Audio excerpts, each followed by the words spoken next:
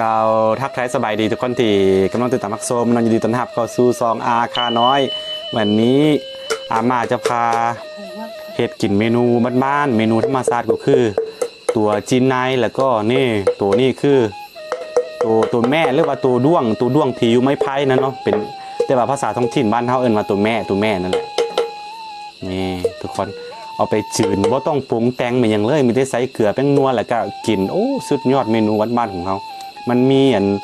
มันยังก็ธาตุโปรตีนสูงเนาะขั้นผู้ใดเป็นภูมิแพ้บ่แนะนำให้กิน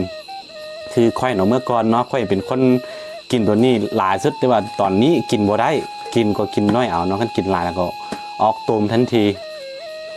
นี่ตัวนี้แล้วก็ตัวนี้เนาะตัวนี้กินได้อยู่ตัวนี้นะมันคือนักห้องใต้ดินหรือว่าตัวจีนไนเนาะหรือว่าจิกุ้งเนาะภาษาไต้ลื้อเอิ้นว่าจิกุ้งภาษาลาวเอิ้นว่าจีนไนเนาะแล้วก็ตัวนี้คือเอาไปจืดเนาะนี่ละเป็นอาหารแบบสุดๆเลยอาหารธรรมชาติเนาะเป็นอาหารที่ปลอดภัยแล้วก็สะอาดที่สุดเนาะคือตัวนี้เนาะตัวนี้มันจะอยู่ตามไม้ไผ่แบบนี้แหละเอาลงตะกร้องเอาลงมาดูนี่เนาะมันจะอยู่ตามนี้แหละเอาไปตัดมาแล้วก็ทางมันแก่ตัวไปมันจะกลายเป็นตัวผีเสื้อเนาะตัวนี้เนาะตัวนี้ตัวอ่อนยังบ่ใหญ่เต็มตัวเลยยังบ่ใหญ่เต็มที่จ้ะถ้ามันใหญ่แล้วก็โอ้จะมีแบบไขมันหลายเนาะนี่ทุกคนโอ้สุดยอดตอนนี้สิให้อาม่าเป็นผู้คั่วให้กินน่ากินอันนี้กินดิบได้ยุ่งจุงยายำกะมียาได้ยุ่งจุงใจยังกะจุงใจกะอามาเบียเลยอ๋อถามแม่ว่าตัวนี้กินดิบได้บอกแม่ว่ากินได้เนาะคนผู้ใดมักแต่ว่าตัวนี้คือมันจะมีตัวนึงตัวด้วงที่อยู่ด็อกแคมนั่นน่ะกินได้เนาะตัวยูยอดแคมมันน่ะกินดิบได้กินดิบเลยส่วนหลายมันจะแซ่บกว่าตัวนี้ก็กินได้คือกันด้วยว่าแม่ว่าไม่ต้องกิน โอเคขั้นตอนต่อไปก็คือเอาสิจืนตัวเด็กก่อนเนาะสิจืนตัวนี้ก่อนโอเคอีแม่ล่างก่อนเสื้อเอาสั้นตัวนั้นวะแม่ว่าสิคั่วตัวนี้ก่อนภาษาอาคาวันละคำอาม่าคือแปลว่าแม่เด้อบ่คือภาษาจีนโอเคอาม่าไปคั่วเลยคั่วจืนใช่ไหม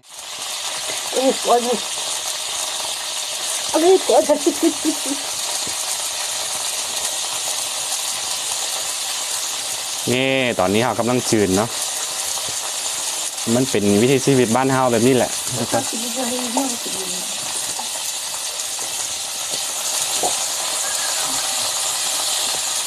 บ่ต้องแบบจืดให้มันแห้มลายเนาะจืดแห้มลายก็มันบ่มีรสชาติจืดพอประมาณพอสุกแล้วก็ออกได้เลยทุกคนโอ้สุดยอด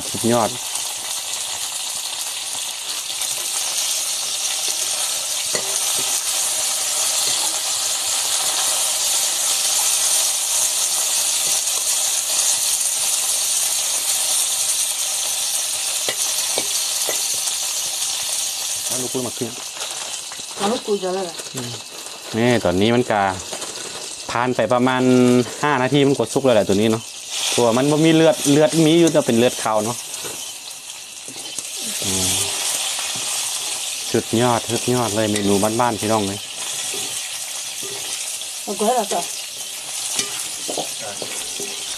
สุกแล้วคือบ่ต้องปรุงแต่งไปอย่างไรมีได้ใส่เกลือใส่แป้งนัวนิดนึงแล้วก็พอเลยมันรสแต่ละดูไปเลยน้ำเป็นนุ่มเหมือนโดฮะโดมาโดมาเอาดู5 นาที6 นาทีเนาะทุกคนสุกเลยต่อไปก็คือเขาจะคั่วตัวนั้นเนาะนอนไม่พายหรือว่าตัวแม่ตัวด้วงนั่นแหละด้วงที่อยู่ไม้ไผ่ภาษาท้องถิ่นบ้านเฮาเอิ้นว่าตัวแม่เนาะแล้วก็ใส่ตัวนี้เอามาพี่ตะก้องเอามาเบิ้งนี่เนาะโอ้สักคนเลยแหละไปเลยโอ้สุดยอดพี่น้อง โอ้นี่ตัวนี้นี่มันใส่เวลาประมาณ3 นาที 2 นาทีก็สุกแล้วไม่ต้องคั่วหลายมันชิมบ่แซ่บจะได้เป็นนู้ชิดดอกมามันต้อง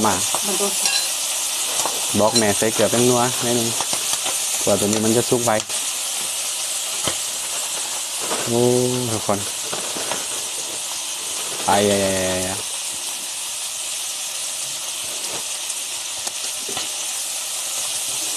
เขาจะเขาเลยมันก็จะเชื่อแบบ ไอ้นี่มันมุดยามากินมันซะให้ไม่ว่าตัวนี้ไม่ต้องกินเด้อเอาวะเดี๋ยวสิออกเป็นต้มสิออกต้มอ่ะนะพวกค่อยเป็นพุ่มแพ้เนาะกินบ่ได้แต่ก่อนกินได้แต่เดี๋ยวนี้เฮาใหญ่ขึ้นมาแล้วก็เฮาร่างกายของเฮาบ่ค่อยต้องการธาตุโปรตีนสูง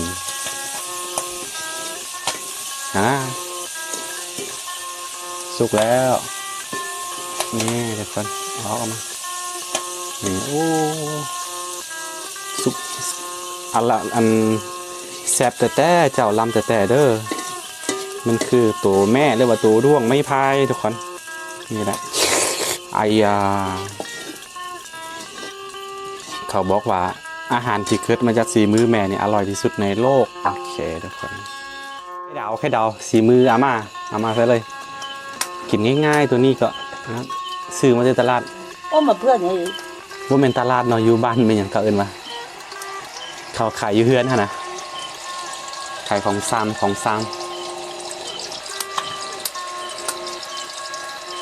นี่คือบ่ต้องซุกหลายเนาะคันผู้ใดมักซุกก่อนนั้นค่อยบ่ค่อยมักซุกก็ได้แบบคล้ายๆคือไข่ดาวนะ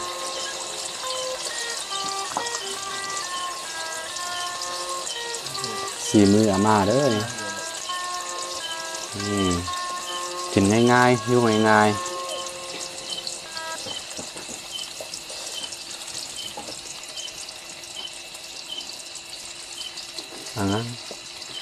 มา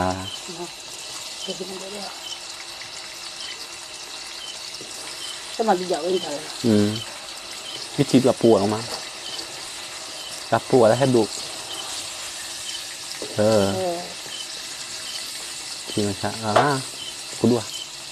ทำมันก็เข้า แป๊บนะทำไมแต่มีภาษาข่าปุ่นนะบอกแม่มาได้แล้วไม่ต้องซุกหลายข้าวภาษาข่าวันหลักคำเด้อพี่น้องเด้อข้าวอันนี้ลุนน่ากินเว้ยนี่สุดยอดสุกแล้วทุกคน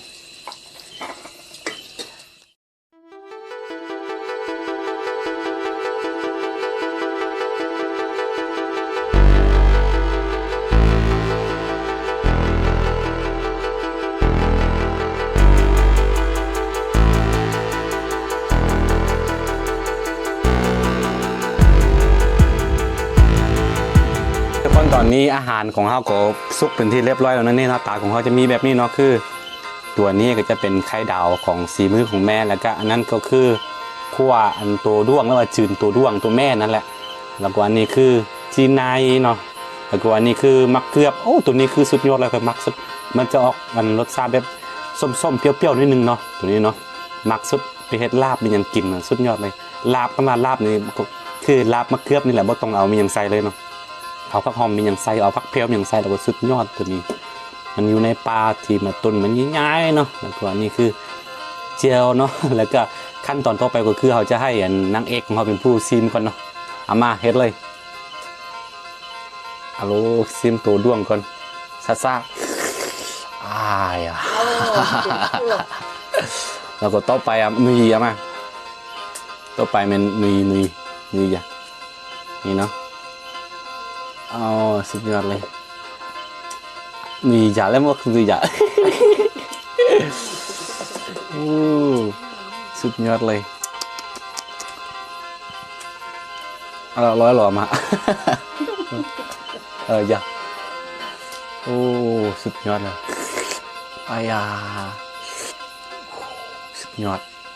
แซ่บบ่ฮู้ว่าแซ่บบ่แซ่บเดี๋ยวเบิ่งท่าทางการกินสุดยอดเลยโอ้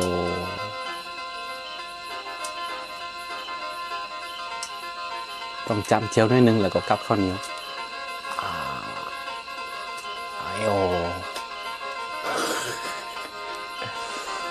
แล้วก็มาเกือบต่อไปเนาะมาเกือบให้นางเอกเป็นผู้ซิมกันนี่ทุกคนลุสุดยอดกลืนน้ำลายท่าก่อนเพราะว่าเราให้นางเอกกินก่อนนะ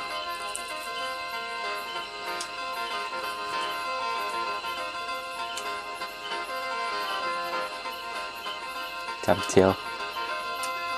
เอามากินตัวนี้อีกคือเราเคยยาว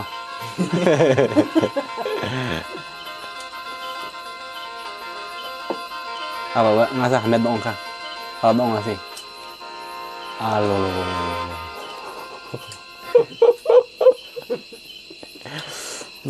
นี่แหละคืออาหารบ้านๆของเราเนาะกินง่ายๆยุ่งง่ายๆทุกคน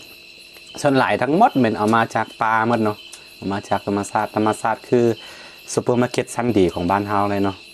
มีอย่างเดียวเขาไข่ดาวเนาะคือเฮากินแต่เพราะคือพวกนี้เนาะมันก็ออกมาร์กทุกปีเลยกับตัวนี้ก็สมมุติว่าฮอตฤดูของมันก็จะตายไปเนาะแต่ว่าดีก็ให้มันตายฟรีเนาะคือฮอตฤดูของมันประมาณอยู่ได้ประมาณ 5-6 เดือนบ่ฮอต6 เดือนนี่ป่ะไม่แหละประมาณ6 เดือนแล้วก็มันจะตายไปแล้วก็จะวางไข่ทิ้งไว้ในหูเนาะแล้วก็ตัวไข่ก็ฮอตฤดูของมันก็จะแตกออกเป็นลูกนะตัวนี้ก็ทุกปีเนาะมันคืออันนี้คือกันเนาะมันจะตายฮอตฤดูของมันจะตายมันจะกลายเป็นตัวผีเสื้อเนาะตัวนี้เรียกว่าแมงกะเบื้อนั่นแหละเนาะตัวนี้ก็ กันเลี้ยงแล้วก็ออกมา อันนี้ก็มักเพชรมาปลูกเองได้คือต้องสู้อาหารนะมีผู้กินมีผู้ล่าแบบนี้แหละมันคือเนาะเราเลี้ยงบ่ได้เนาะประมาณนี้เนาะทุกคนทุกคนตอนนี้เราสิให้อามาเรากินข้าวแบบจริงๆจังๆกันเนาะสำหรับคลิปนี้ก็สิมีประมาณนี้เนาะกันผู้ใดมักแล้วก็อย่าลืมกดไลค์กดติดตามซองอาคาน้อยเนาะเพื่อบ่ได้พลาดวิดีโอใหม่ๆแล้วว่าเรื่องราววิถีชีวิตจากอันซองอาคาน้อยเนาะแล้วเจอกันใหม่ในคลิปหน้าสบายดี